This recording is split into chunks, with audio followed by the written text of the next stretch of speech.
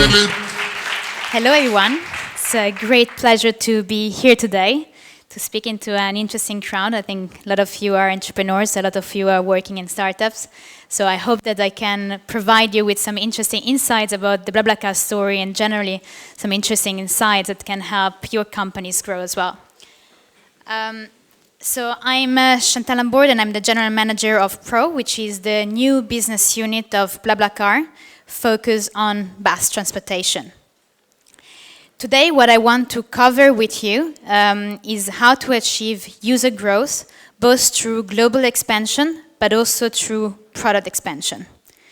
And before going right into the topic, I will quickly introduce you the concept of BlaBlaCar. I think that everyone is probably familiar with it, but I'm going to go into a few more details which will help getting up to speed on the rest of the talk. And I will start with a little video.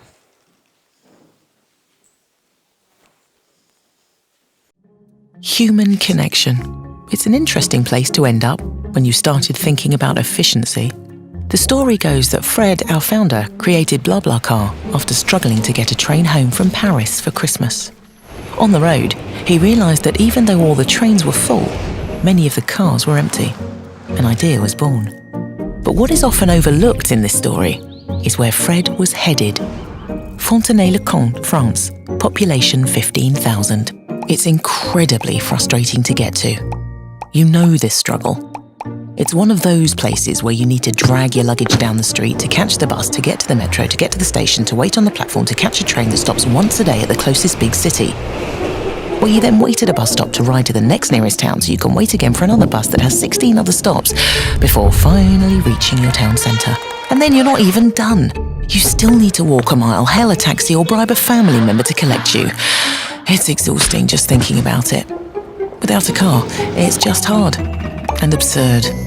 But it's the way it is, isn't it? What if you didn't have to go into town to get out of town? What if you removed the hurry up and then wait? What if going the last minute wasn't the most expensive minute? What if you didn't have to change 3 times to get there? What if you could leave all that behind? That sounds good, doesn't it? But how do you do that? By connecting with someone who's nearby and going the same way. Like your neighbour who leaves every Friday at 7 p.m, or the guy who owns your favourite cafe taking off the weekend, or the girl in the office next door heading out the door. Your destination is on her way, on his, on theirs. The convenience of a car without having a car. Over the last 10 years, this is what we've focused on. A people-powered network. A network that connects one of 60 million members with another one. One with a car and one without. Making it possible for them to get literally anywhere directly, no matter how remote, quite easily and quite affordably. People riding together.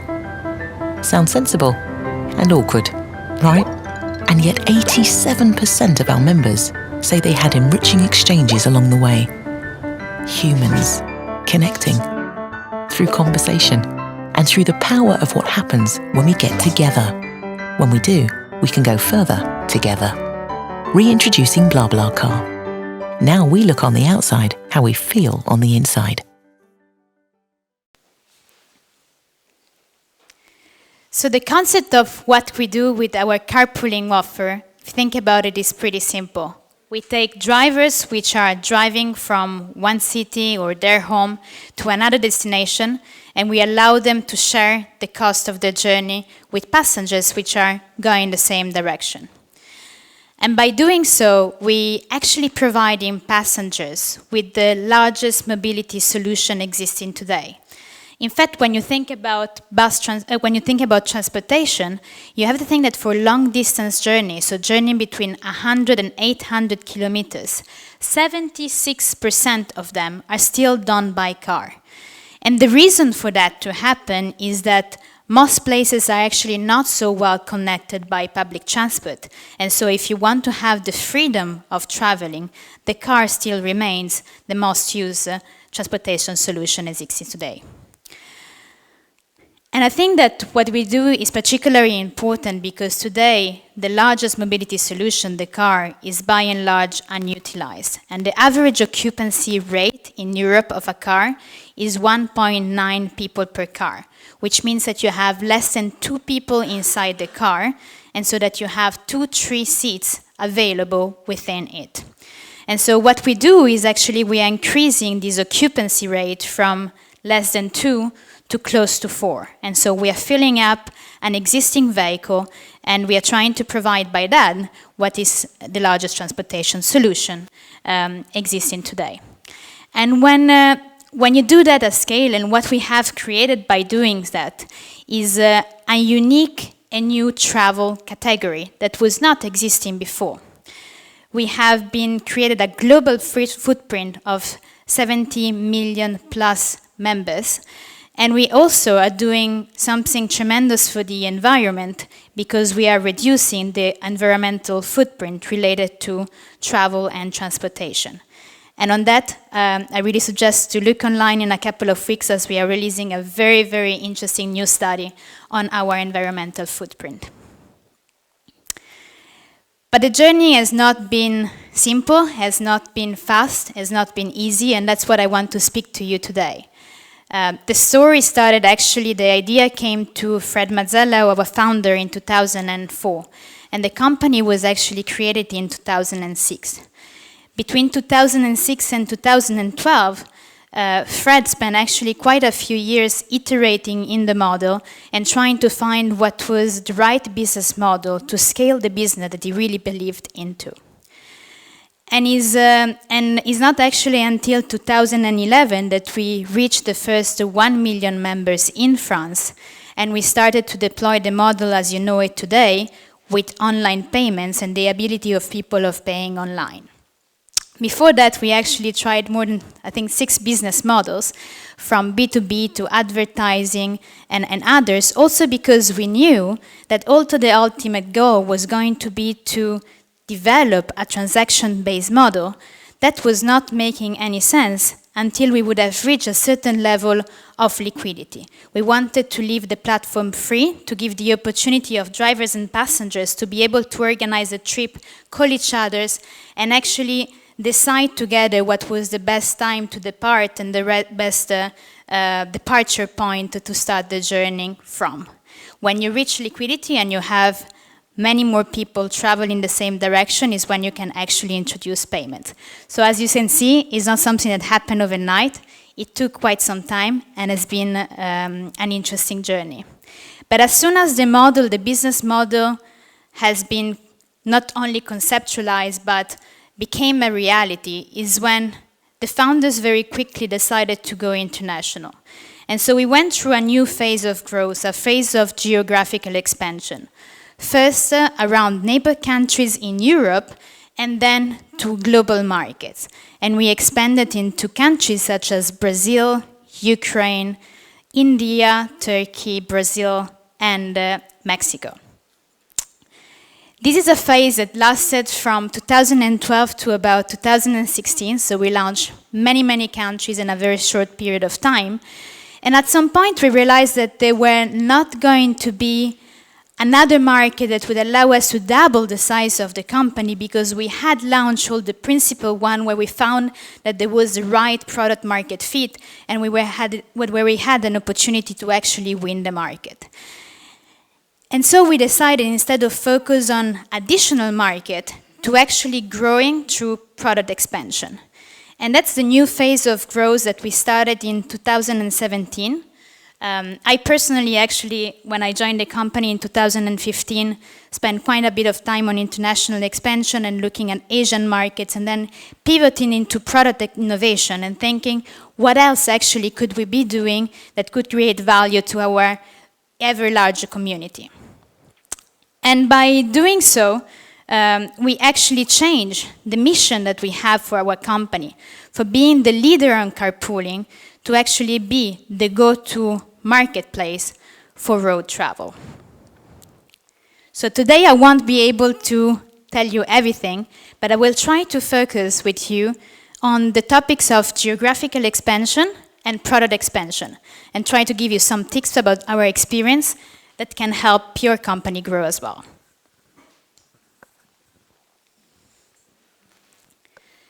So before we jump right into the topic of international expansion, I think it is important that when you think about going international, you ask yourself a couple of very, very important questions.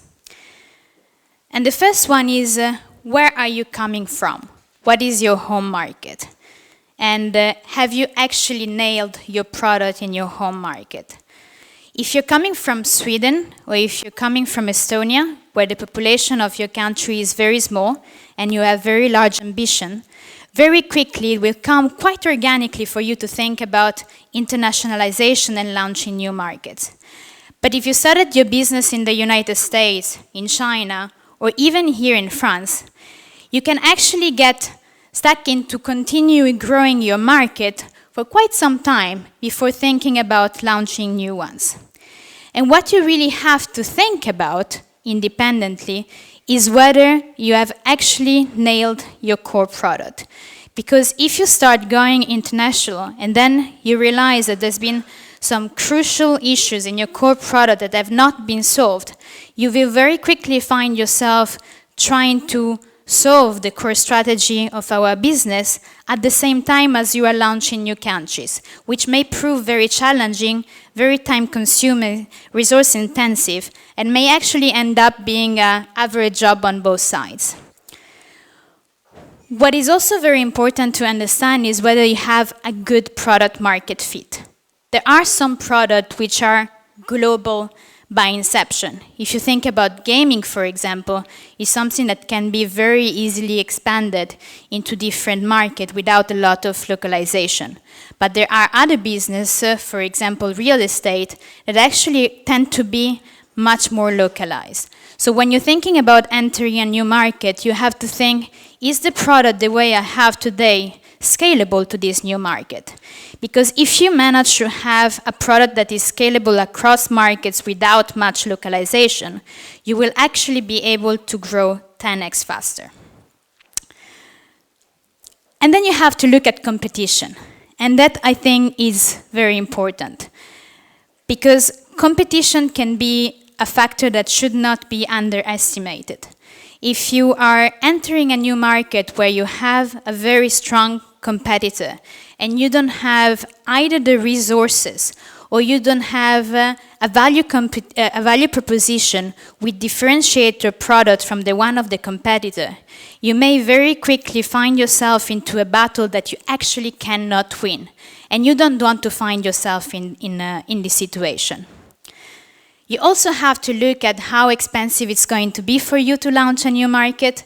If you're in an insurance business or a finance business, most probably you have to look very quickly at regulations. Do you need any particular license and how much is going to cost to operate into a new market? If you want to expand a product, how much localization does it need and how much is that going to cost you?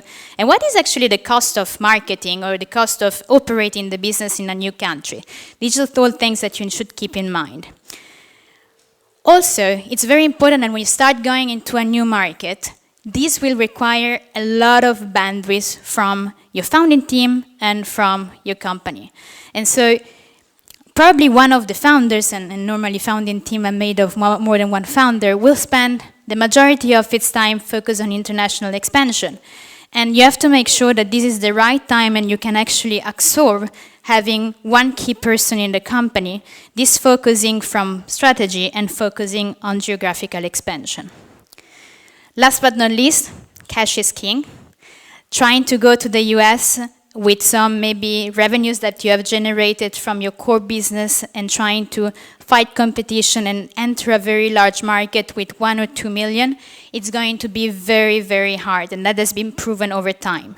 So if you want to go international, you don't have to think only about the money that you will have to invest in order to launch the country, but also the money that you will need in order to grow, to go through the initial phase of growth in case, hopefully, the launch is going to be proven successful. There are risks of both entering new markets too late and entering new markets too early. The risk of entering new markets too late are related to competition. If competition is strong into one market and is growing, and if you have a business, for example, that has very strong network effects, if the network effect kick in and become entrenched into the market, it's going to be very, very difficult for you to actually go and trying to break those network effects. And I can think of one example, which I think is quite interesting in Germany, the company Xing, which is similar to what LinkedIn does, has created such a strong network that for LinkedIn has been very, very difficult to compete with this local player in Germany, although they have been trying to do that for about 15 years. Another important point is the business culture, and that's something we really cared about BlaBlaCar. If you stay in your market for too long, at some point your operation, your product, your tech, your salespeople, your culture will be actually very local. And so when you think that you can replicate what you have done so far because you have proven to be successful in your home market, it may not be so replicable, and you might have customized your product so much for your home market without having in mind this global strategy that actually growing internationally is going to take you a lot of time. And last but not least, just to think about copycat. I think that the Rocket Internet has shown us some very important example. If you are successful on your business model and you have launched a business and someone else is actually taking the same idea and replicating in another market faster and better with operational excellency, if the company is growing if the companies end up growing very fast, it's going to be challenging for you to actually enter and compete with this new player. But again, there is a risk of entering too late, but there are also risk of entering too fast and too early. The first one I talked about before is unreadiness of the product. So you think you can go, you want to go, but actually your core product is not ready. The second one is your home market actually being at risk. If your strategy still remains to be the number one player, a very strong player in your home market, and you start to go international when actually competition in your home market is growing and increasing, that will create a lot of friction. And I can think about a very interesting example, the example of UFO, the bike sharing company, the Chinese bike sharing company, that quickly expanded into Europe, but then faced a lot of challenges in China, which was its core market, and so had to come back from the European strategy to be able to compete and focus on what was the core market for them. And last, I will repeat it again and again, but not enough money. So if you go too early and you haven't raised the money that you need to go international, you may find yourself with a failed strategy very soon. So once you have decided that it's the right moment and you want to go international and you're ready to put the acceleration mode, I think that one thing that is absolutely useful, and I think that we have been doing actually great at BlaBlaCar, is to build playbooks. Geographical playbooks, expansion playbooks are very important and very time-saving because they gather all the knowledge and all your thinking, the best thinking that you have at certain point in time about how to grow and what are the criteria in order to select a market, in order to launch a market, in order to grow a market. And in BlaBlaCar, we actually had a very strong playbook, both in terms of determining which country we should launch, then how to launch it, what is the stage, and who are the key people that you need to hire at each stage, and what is the right time to grow and how you actually grow. And I think that that has been helping us saving quite a bit of time and also quite a bit of management time in the decision-making process, and really scaling faster and gathering all the learnings without repeating the same mistakes that you may have done on the previous launch somewhere else. Once you have built those playbook and you're entering a new market, I think it's also very important that you set your KPI and you have a financial forecast, and so that you really look at how much is going to cost you to grow, what are the key KPIs that you're going to look at to understand whether your new market entry is successful or not, and what are the signs to double down versus the one that should tell you stop. And I think that this is particularly important because if you haven't said that in advance, you may be running operation, but you may not know what is the right time to actually make the right move. And again, this may turn into a big loss of resources. I think it's also important to have one person responsible for this and one person responsible for the launch, for the playbook, and for the execution of it. We always had one at BlaBlaCar, and it's proven actually to work out very well, including obviously going to the country that you're looking to enter and spending quite a bit of time there to understand how the dynamics of the market are in real life condition. So, taking a step back, what happened at BlaBlaCar? We built a community of 70 million members, and we launched actually 22 markets in a pretty short period of time, going from Europe, as I mentioned before, to emerging markets. Okay.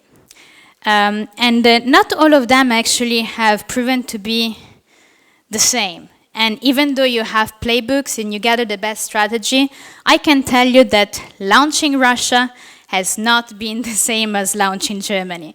And every market had its own peculiarity, and every market gathered a lot of learnings. And it's true that you are analyzing everything that can go right and everything that can go wrong, and you really think about why this country should work or not. But the truth is that when you're launching a new market, you're still making a bet. And you don't really know until you're there and until you're doing it.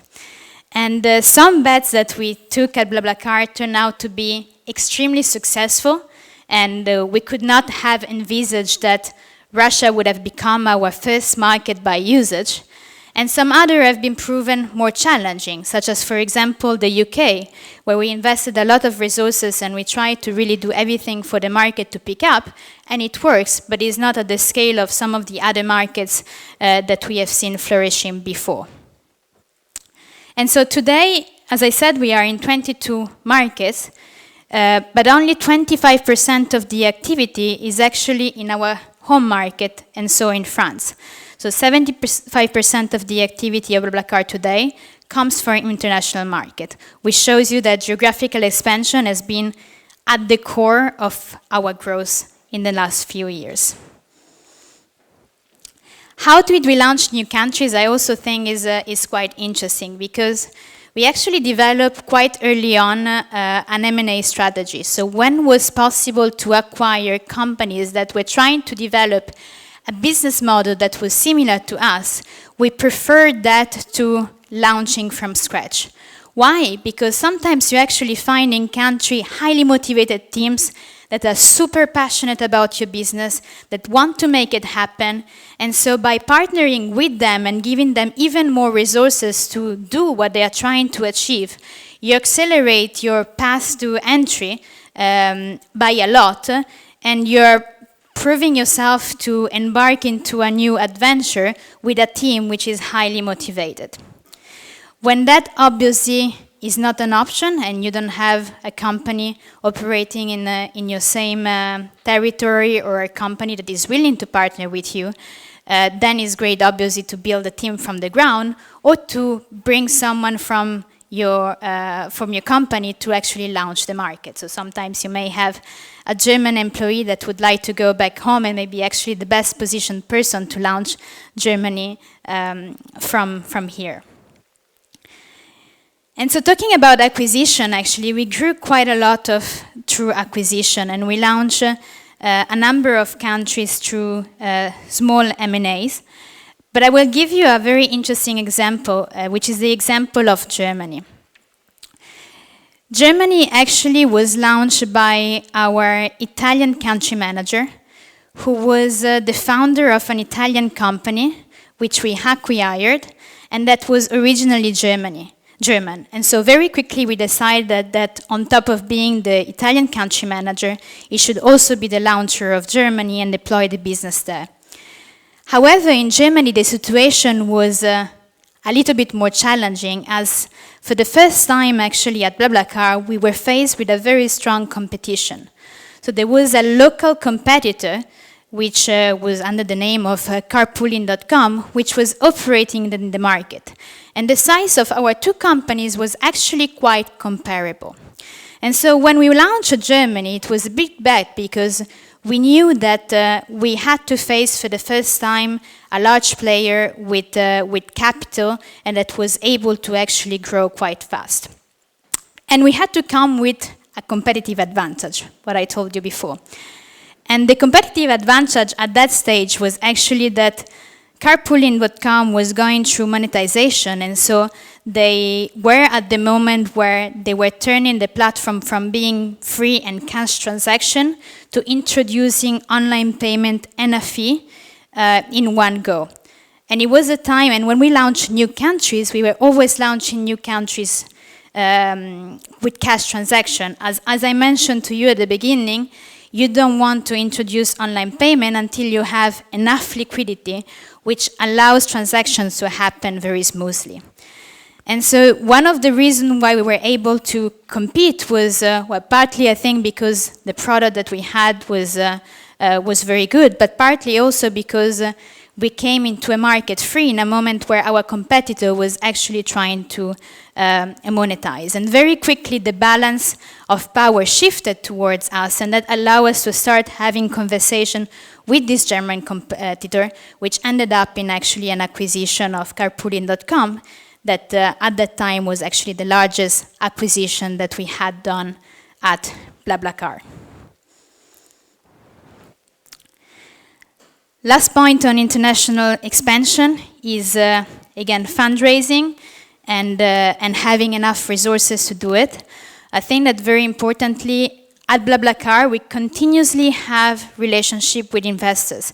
We don't speak to investors only at the time of fundraising, but we keep on telling our story and we keep on communicating to investors so that they know where we stand and they are educated about our business. And when we decided to get started with our international expansion, first in neighbor countries in 2012, then across Europe in 2014 and to more countries outside of Europe in 2015, we did that by raising capital, making sure that we had the resources behind in order to sustain the growth that we wanted to achieve. And I think that that has been one of the keys also of our success in the various countries that we have launched.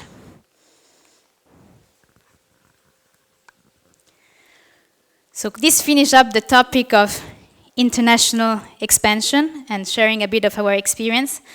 I will move now into a new and another very exciting topic, which is our second phase of growth around product expansion. So as I mentioned to you before, after spending 2012 to 2016 growing internationally, at some point we shifted our strategy into innovation and product innovation. The reason again was we had launched all those markets, some had turned out to be a success, some other less. We looked at China and we looked at the US, which were the two other very large markets that could provide a big opportunity for BlaBlaCar. But we realized that the barriers to entry for China were too high, and the focus that we would have to put into it probably too high for the stage of the company where we are at. And we didn't believe that for the US, we had a very strong product market fit. And if you take away China and the US, then we started to look at other markets which we could have launched, but we knew that those markets would not have double, triple, quintuple the size of the company that we had at that stage.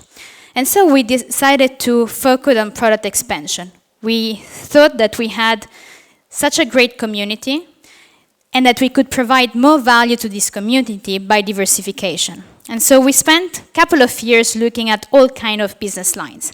We went from Wi-Fi on car. I spent a lot of time on delivery, for example. And we looked at shorter distances. We looked at insurance. And then we ended up with a a few interesting new business lines that we decided to focus on. First, we decided that we had to strengthen our core product. So we wanted to increase the matching between driver and passengers on the carpooling side. And so we improved our algorithm to make sure that we could actually capture more demand and more offer coming from places which were outside metropolitan area by allowing drivers to do small detour on their ways. Then we actually developed an insurance business. We started first by providing free insurance to our passengers and to our drivers, and we then went on into offering pay-per-trip insurance. Recently, we launched car insurance, and now we are looking about telematics. We also saw a huge opportunity into shorter distances, as if you think about the problem of lack of utilization of vehicles generally on the road. And if you think about the case of commuting, actually for commuting, the average occupancy rate is 1.09 people per car, which means that the driver is alone and going to work, which makes no sense if you think about the pollution and the traffic congestion that this actually provides. So we thought there is something that must be done there, and I think that we are the right players to tackle it. Competition is also strong in that sector, in the sense that many companies have tried to build a product around the scope, and nobody has yet won the market. We are still at the beginning of this journey, and we will see where this is going to take it, but the first results actually show some interesting insights and learning. And last, and what I'm going to focus on now, is actually the new entry into the bus market, which has been quite interesting. And so I want to actually drive you to the story of how we decided to start focusing on buses and where this crazy idea came from. And the idea came from Russia, one of the latest markets that we had launched. So Russia was one of these successful stories. We launched Russia as well through an acquisition of a Ukrainian company, actually, with a Ukrainian founder, which launched Russia subsequently after Ukraine. And both markets started to pick up exponentially. And so today, actually, we have 20 million members in Russia. Russia is our fastest growing market by usage, and we're seeing phenomenal growth. But we also see some differences in the way that this country is operating. And particularly, what we saw interesting is that apart from the carpooling community, which was growing and growing and growing, there were a lot of buses and minibuses were trying to bypass our platform in order to offer trips to our passengers and fill in their vehicles. On our side, because we were not doing this kind of business, we were spending huge amount of resources blocking them. And we were hiring more and more customer support people, trying to block the business drivers that are operating on our platform. And we kind of had this hatred towards this part of the community that was interfering with the growth of the carpooling platform. But then we took a step back.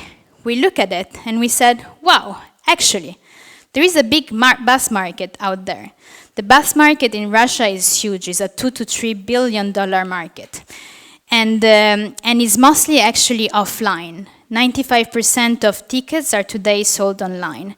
And so this bus company were seeing us as the largest online pool of passengers, and they were very interested in publishing trips on the platform as to leverage our community.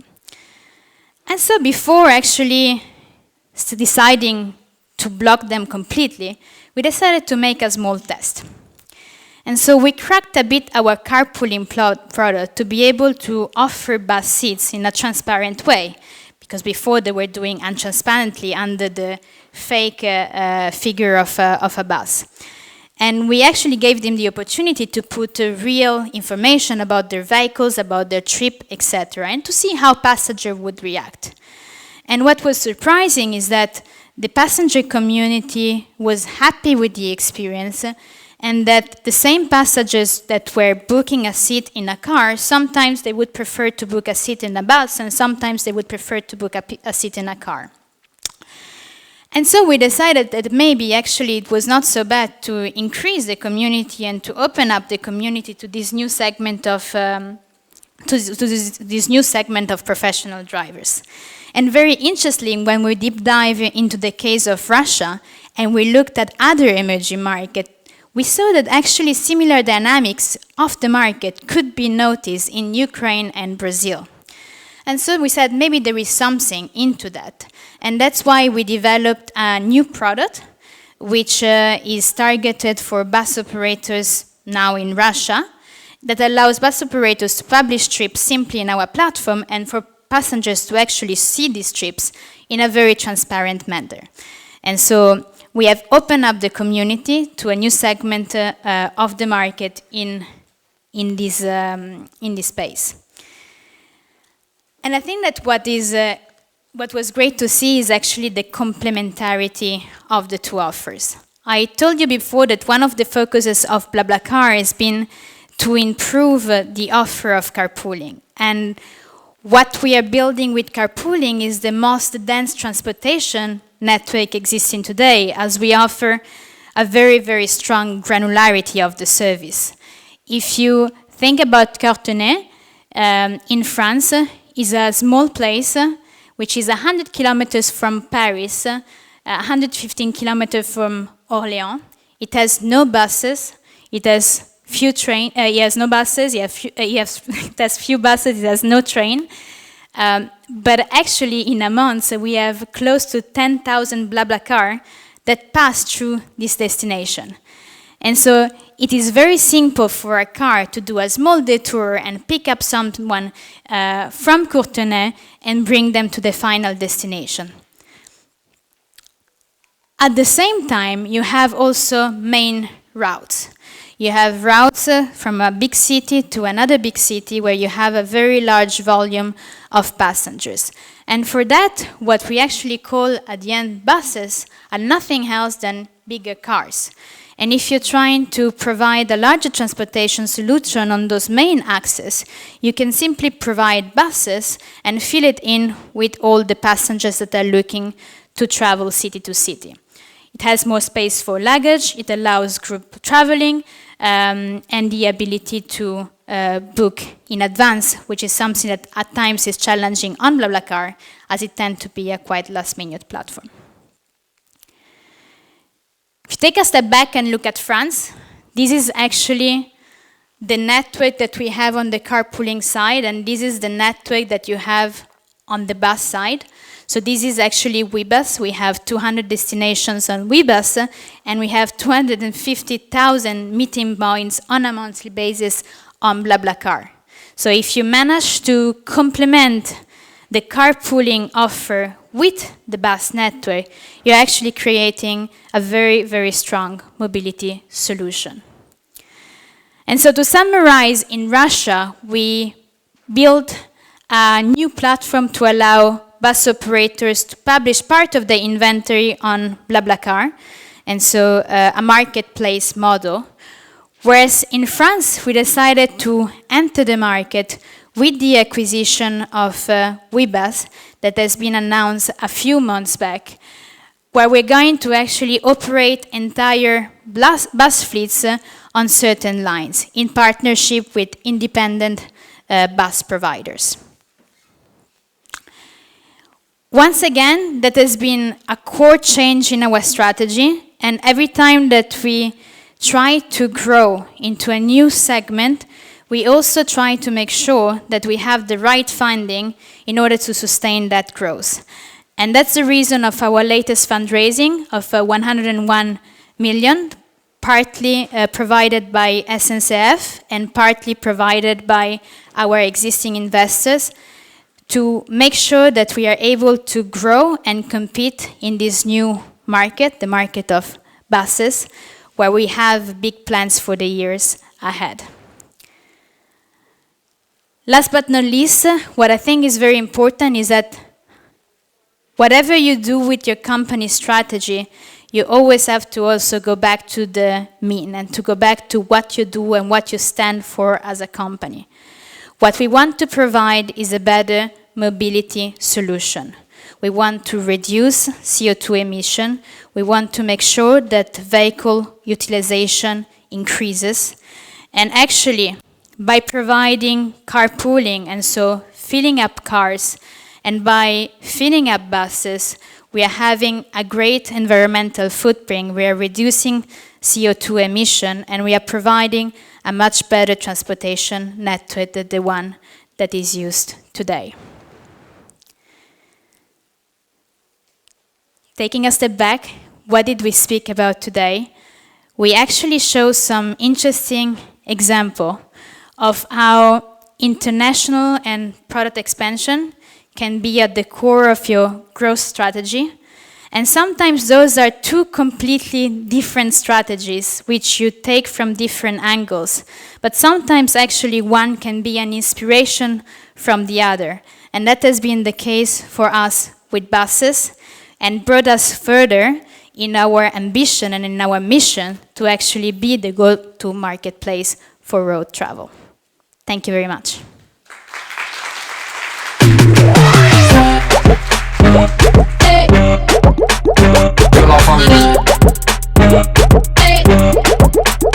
Que la famille